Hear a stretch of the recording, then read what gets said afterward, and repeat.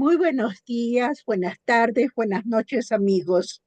Vuestra servidora Teresa Clotilde Ojeda Sánchez, desde Lima, Perú, agradece a Juan José Monarres, eh, dire- directivo del colectivo Lectores en el Desierto, por la invitación a participar en este tercer carnaval del libro que se inició el primero de este mes con motivo del Día Mundial de Lectura en Voz Alta. En todo este periodo se han estado realizando lecturas permanentemente y hoy he de compartir uno de los cuentos del libro Fauna Madre Naturaleza, antología de relatos amazónicas del autor Roger Rumril, con las ilustraciones de César Chujutaigi. El cuento titula Las golondrinas.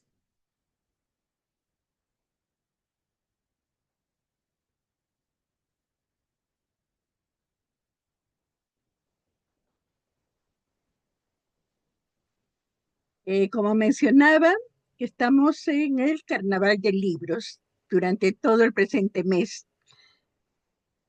Y hoy me corresponde dar la lectura del libro Fauna y Madre Naturaleza, antología de relatos amazónicos.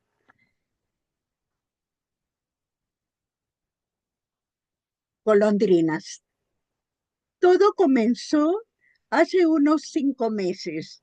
Súbitamente, la ciudad se quedó en penumbra y todo el mundo comenzó a gritar: ¡Eclipse! ¡Eclipse! ¡Eclipse! Los niños abandonaron sus juegos. Los vehículos pararon sus motores. Los peatones en la calle detuvieron su paso. Los comensales en los restaurantes se quedaron con el tenedor o la cuchara en la boca. La ciudad se quedó en silencio, solo para oír el extraño y poderoso rumor, como una tempestad tropical, que producían el gorjeo y el chillido de esos millones de animalitos que sobrevolaban la ciudad. El mar de alas y picos se entretuvo así durante 2 horas. Luego, por grupos seguramente conformados por miles de avecillas, empezaron a descender en picada, formando gigantescos tirabuzones de plumas, vertiginosos embudos de aire y gorjeos, flechas de plumas que competían con la velocidad en el aire. Se apoderaron de los árboles de pomarrosas de la plaza de armas, de los aleros y torres de la iglesia matriz, de los caimitos, zapotes, naranjeros y chiringas de las huertas y de las techumbres de las casas. Se pararon con sus patitas delicadas en las antenas, penetraron en los escaparates de las tiendas para columpiarse en los biombos de exhibición de géneros textiles y se introdujeron en las jaulas de pericos y gorriones de las casas. No había árbol en la ciudad que no tuviera, en vez de hojas y frutos, golondrinas. Empezaron a ocurrir, a partir de ese día, incidentes que han modificado y alterado la vida de la ciudad y a sus gentes. Reunidos en sesión solemne y extraordinaria, el Honorable Consejo Provincial de Maynas, con asistencia de todos sus miembros, excepto uno que estaba en cama cogido por la erisipela, acordó tomar medidas de emergencia para defender el ornato de la ciudad y mantener incólume el prestigio de su limpieza, a la cual contribuían las lluvias tropicales, que lavaban gratuita y puntualmente las calles y callecitas, y los gallinazos que habitaban las techumbres de calamina, y los basurales del Camal y el puerto de Belén, y que devoraban las carroñas a enérgicos picotazos, mientras los asombrados turistas gringos disparaban sus mamillas, recogiendo esas inolvidables impresiones. No es posible que estos pájaros vengan a cagar nuestra ciudad ensuciando las pomarrosas de la plaza, había dicho el alcalde Juan Arredondo. Teniendo a la vista este argumento justificado plenamente con el olorcillo a mierda que se filtraba desde la plaza por las ventanas al gran salón de sesiones del Consejo, por unanimidad, los padres de la ciudad acordaron solicitar a los bomberos que cada noche, después de que las golondrinas se hubieran acurrucado en el entrevero de ramas de las pomarrosas, vinieran con sus bombas y con poderosos chorros de agua las desalojaran y mataran en resguardo de la belleza de los árboles que estaban cambiando de color por la caca de las golondrinas. Pero mientras el acuerdo del Honorable Consejo se transcribía mediante resolución municipal a la comandancia del Cuerpo de Bomberos, y a su vez, se reunía en sesión solemne para responder mediante un oficio en sobre lacrado y sellado, pasaron varios días. Durante esos días, el espectáculo de las golondrinas se había convertido en la comidilla de todo el mundo, de propios y extraños, como decían los diarios y radioemisoras locales. Cada tarde, a la hora en que las avecillas sobrevolaban la ciudad, preparándose para sus acrobáticos descensos, luego de haber volado por el confín de la Amazonía en busca de alimentos, parejas de enamorados y esposos llegaban a la plaza para mirar ese ballet aéreo que nadie en la ciudad se había organizado y que, sin embargo, concitaba la atención de todos. Esposos que se habían olvidado hacía mucho tiempo de coger las manos de sus esposas y pasear con ellas, como en sus días de noviazgo, volvían otra vez a repetir el paseo habitual por la plaza para mirar las golondrinas. Padres de familia que en muchos años no habían llegado a sus casas a las 6 de la tarde por haberse acostumbrado a quedarse esa hora en el bar de Pablito a mitigar el calor tropical con una cerveza, repetían una vez más sus paternales hábitos, ya dejados de lado, de llevar a sus hijos de la mano a dar un paseo por el parque. Vamos a la plaza a mirar las golondrinas, decían las jóvenes quinceañeras, y se iban al malecón a besarse a la sombra de las pomarrosas cargadas de golondrinas. Hasta el ciego Román había alterado sus costumbres. Hacía años que no salía en las tardes y menos en las noches, pero con la llegada de las golondrinas salía a las 6 y se dirigía a la plaza sin Lazarillo, solo ayudado por su bastón de palo de Itauba, y decía que él podía mirar a las golondrinas como cualquiera que tuviera ojos, por el gorgojeo y chillido que éstas emitían. Esa, por ejemplo, debe tener 16 centímetros y tiene 7 meses de edad. Ese otro es macho y la otra es hembra. Esa gorgojea más fuerte que las otras porque no ha comido bien. Esa otra chilla de una manera muy rara. Debe estar herida, decía el ciego Román. Algunas tardes, cuando estaba de buen talante, el ciego Román se detenía sobre una banca de la plaza, a la sombra de las golondrinas, y se explayaba en largas explicaciones sobre ornitología, ciencia que le apasionaba desde los lejanos días en que era práctico o guía de las lanchas que navegaban en los ríos amazónicos, y por lo tanto podía ver en la oscuridad y tenía una vista de lechuza, como solía decir.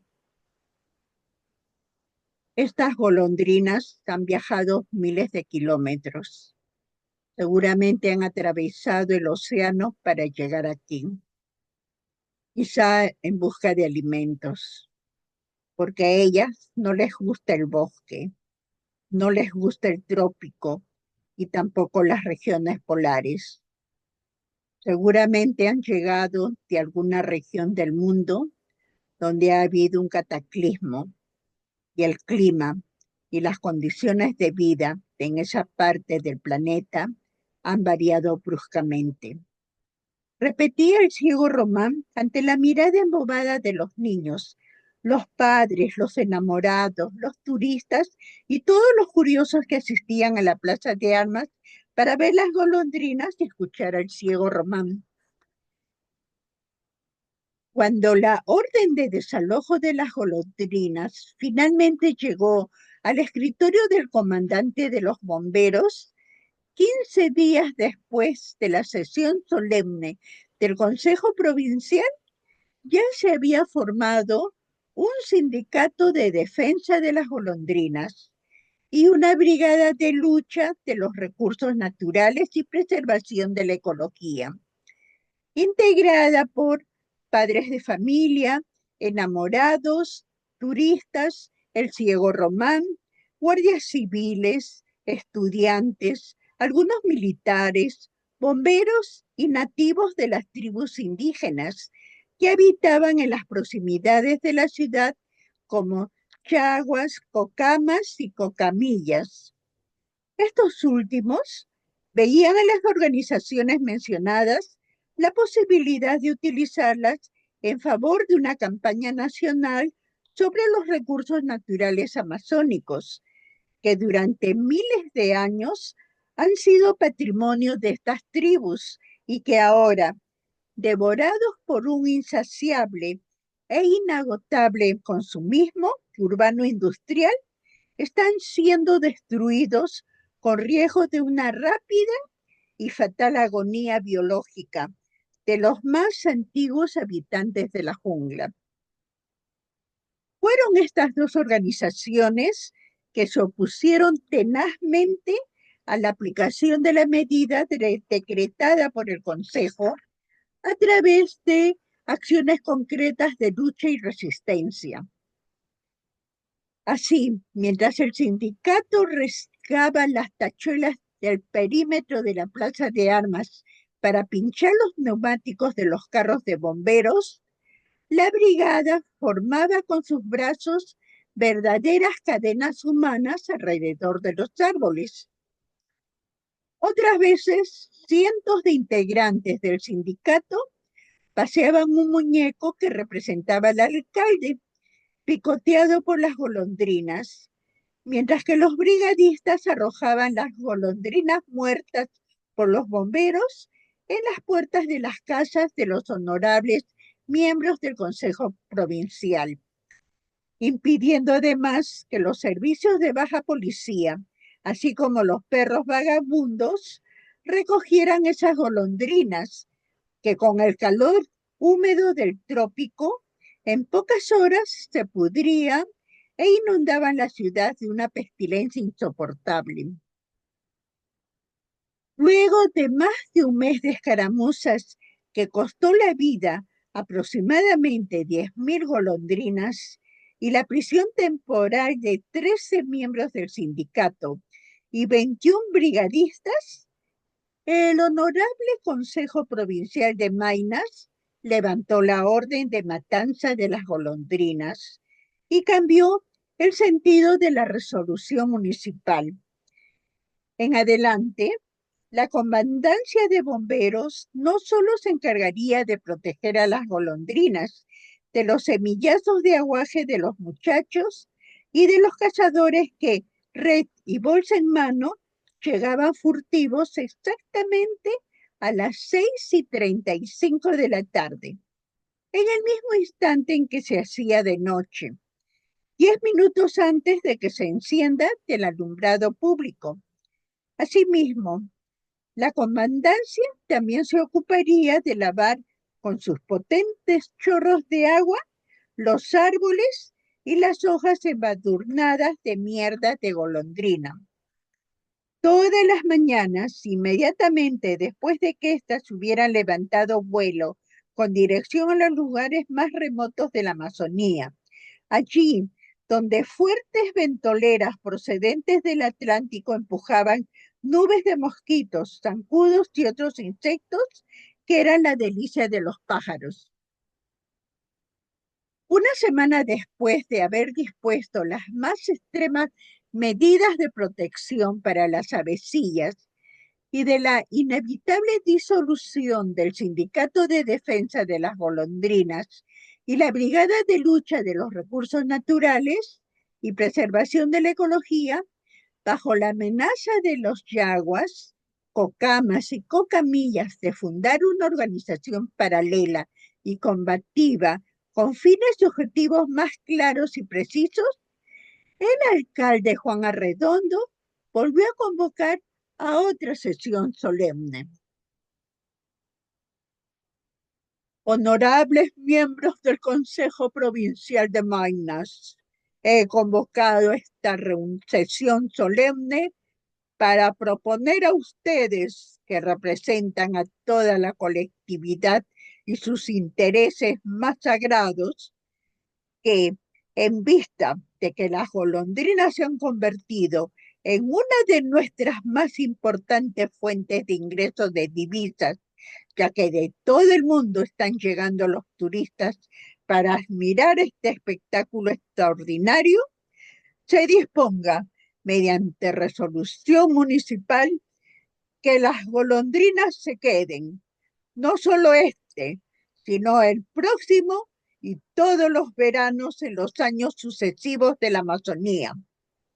Expresó con voz grave y afectada el alcalde Juan Arredondo. La propuesta del alcalde fue aprobada por unanimidad y al día siguiente los diarios publicaron en primera página y con titulares gordos el atinado y sagaz acuerdo del Honorable Consejo Provincial y destacaban la visionaria inteligencia del alcalde Juan Arredondo. Un tiempo después que el municipio expidió esta resolución, empezaron a circular algunos inquietantes rumores y extrañas interpretaciones sobre la presencia de las golondrinas en la Amazonía.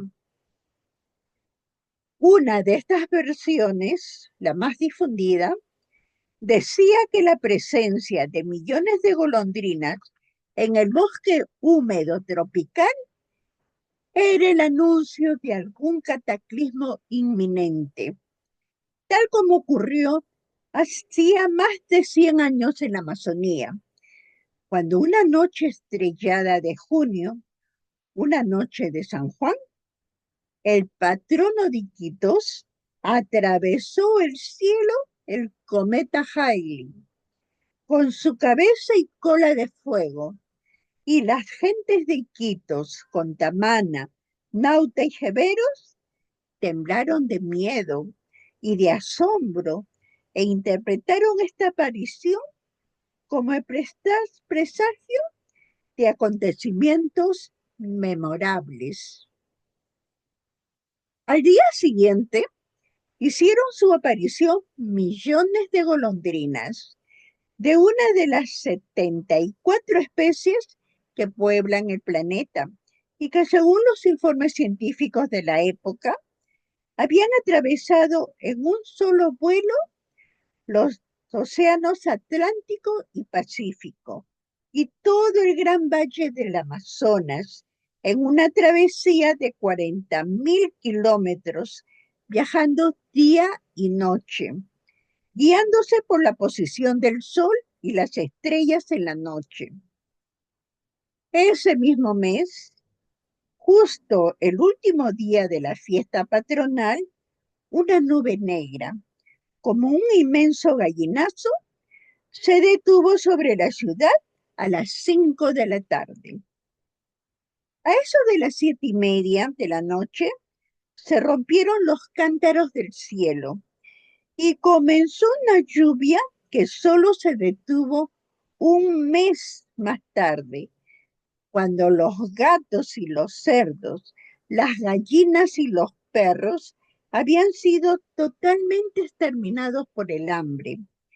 Y la ciudad aparecía flotando como una balsa gigante que navega en un mar de islas de bosques, arrancados por la creciente del gran río. Durante meses, los gallinazos se entretuvieron picoteando la carroña de los ahogados, colgados en las copas de los cedros gigantes y las lupunas barrigudas.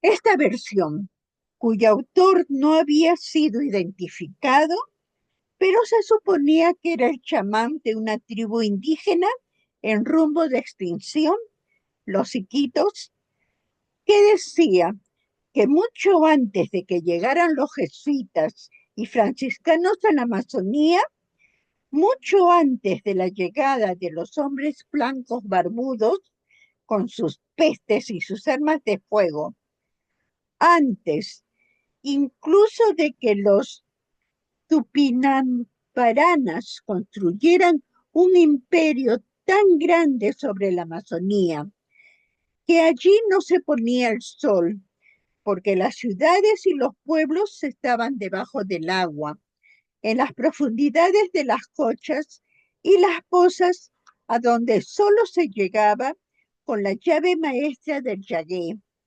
Mucho antes, las golondrinas habían anunciado con sus gorjeos y chillidos, con su caca verdosa y su vuelo suave y suelto, su insaciable hambre de insectos, el hundimiento de un reino que se llamaba Atlántida, poblado de hombres gigantes como los árboles, y uno de cuyos sobrevivientes, según una leyenda que fue transmitida por todos los pueblos y razas que habitaron la Amazonía, había anunciado que cuando aparecieran otra vez las golondrinas, 100 lunas después de que una cola de fuego iluminara la noche amazónica, algo inminente estaba por acontecer. Coincidentes con estos rumores e interpretaciones, están ocurriendo en la ciudad algunos sucesos que la gente no sabe si atribuirlos a la casualidad, a la hechicería o a las bromas de algún individuo juguetón, a quien sabe a una mano o poder misterioso que quiere comunicar el gran acontecimiento que se avecina. Así, por ejemplo, el otro día don Pascual Fasabi, un viejo cauchero de 80 años, abrió su baúl forrado en cuero y reforzado con tiras de hojalata, como solían hacerse los baúles a principios de este siglo, en la casa del hojalatero Barbagelata. ¿Y cuál no sería su sorpresa cuando del fondo del baúl salieron vivitas y gorjeando un puñado de golondrinas que se escaparon por la ventana? El viejo Pascual contó a sus vecinos que en el baúl guardaba documentos de negocios de ventas de caucho efectuados en 1910 con casas importadoras de Londres, así como también colecciones de ediciones que hace tiempo dejaron de circular. La última vez que abrió el baúl fue hace 10 años, y lo hizo para cambiar la chapa herrumbrosa y asegurar la llave en un llavero que jamás ha salido del pasador de su pantalón. Pero eso es lo de menos, como dicen la gente en Iquitos, comparado con el incidente que acaba de vivir doña Goya Góngora, quien dejó hirviendo su sancochado de carne de vaca y luego de media hora de fuego intenso, con trozos de la mejor leña de capirona, al destapar la olla para echar sal y condimentos, como en los cuentos de Mil y una noches, junto con el vapor de la sopa, salieron volando dos golondrinas que no tenían la menor traza de haberse ni siquiera salpicado con la sopa hirviente. El cajero de una tienda que vende hierros para construcción fue a dar vuelto a un cliente y se encontró con la sorpresa de que en la caja eléctrica, en vez de monedas de a sol y 5 soles, había huevos blancos con manchitas grisáceas, es decir, huevos de golondrinas. Sin embargo, acaba de suceder un hecho que está en la boca y en la imaginación de toda la gente. La noticia de este acontecimiento ha volado de un punto a otro de la ciudad, como viento que penetra en las casas por las puertas y ventanas hasta los más diminutos escondrijos. Las gentes, agrupadas en las esquinas, lo comentan. Los diarios y las radioemisoras, aunque tienen la información, se niegan a difundirla por temor a provocar un pánico colectivo. Los médicos se han reunido de emergencia para realizar las implicancias científicas de este suceso. Incluso los curanderos, médicos, vegetalistas y chamanes de la Amazonía están llegando a Iquitos. Vegetalistas y chamanes de la Amazonía están llegando a Iquitos para emitir un pronunciamiento sobre este hecho. En las escuelas, los maestros no pueden dictar sus clases porque los niños los interrumpen formulándose preguntas que ellos no saben cómo responder. En los hogares, los padres están pasando por los mismos aprietos. En realidad, nadie sabe cómo responder. Nadie sabe cómo explicar por qué una mujer cuyos nombres los médicos del hospital mantienen en reserva, en vez de dar a luz a un bebé común y corriente, como todas las mujeres del mundo, ha dado a luz una golondrina. Además, por primera vez en 5 meses, hoy día, las golondrinas no han regresado a ocupar sus árboles de pomarrosas en la plaza de armas y toda la gente de la ciudad ha salido a la calle a esperarlas. Ya son más de las 7 de la noche y la gente se está cada vez más inquieta.